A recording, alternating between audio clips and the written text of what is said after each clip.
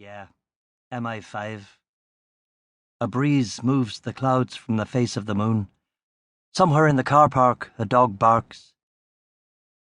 The policemen wait. The spooks wait. The men on the boat wait. All of us tumbling into the future together. We watch the waves and the chilly black infinity where sky and sea merge somewhere off Malin Head. Finally, at 12:30, someone shouts, "There, I see her!" and we are ordered off the beach. Most of us retreat behind the dunes, and a few of the wiser officers slink all the way back to the Land Rovers to warm up over spirit stoves and hot whiskies. I find myself behind a sandbar with two women in raincoats who appear to be special branch intel. "This is so exciting, isn't it?" the brunette says. "It is." "Who are you?" a friend asks me in a funny Cork accent that sounds like a donkey falling down a well. I tell her, but as soon as the word inspector has passed my lips, I can see that she has lost interest.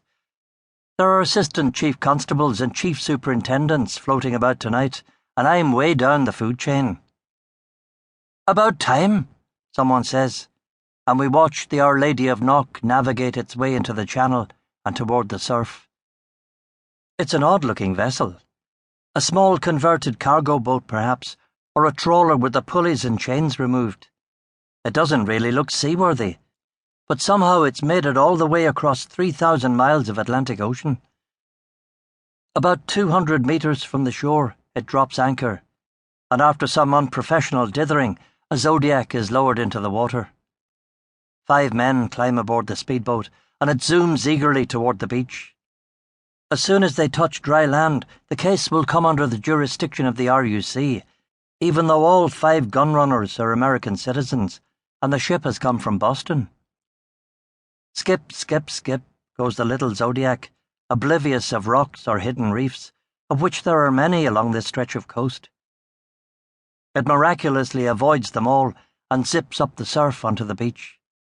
The men get out and start looking around them for errant dog walkers or lovers or other witnesses. Spotting no one, they shout, "Yes!" and "Booyah!" One man gets on his knees and, emulating the Holy Father, kisses the sand. He has dedication, this lad. The tarmac at Dublin Airport is one thing, but this gravelly, greasy beach, downwind from one of Derry's main sewage plants, is quite another matter. They open a bottle and begin passing it around. One of them is wearing a John Lennon sweatshirt. These young American men who have come across the sea to bring us death in the form of mortars and machine guns. Yanks, eh? They think they can do what they like, don't they? One of the special branch officers says. I resist the temptation to pile on.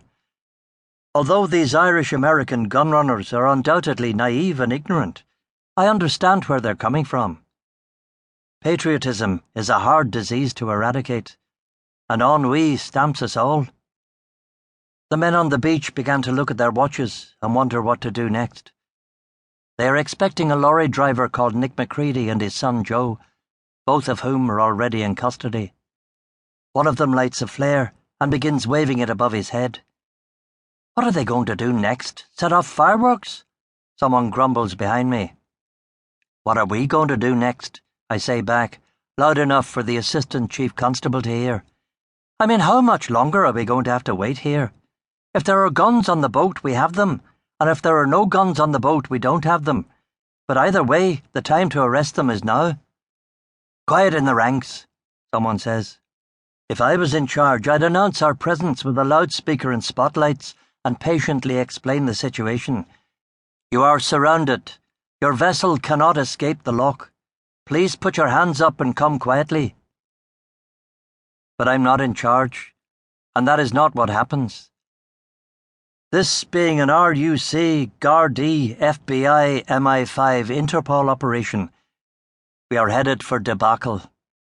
A high-ranking uniformed policeman begins marching toward the men on the beach, like Alec Guinness at the beginning of Bridge on the River Kwai. What the hell is he doing? I say to myself.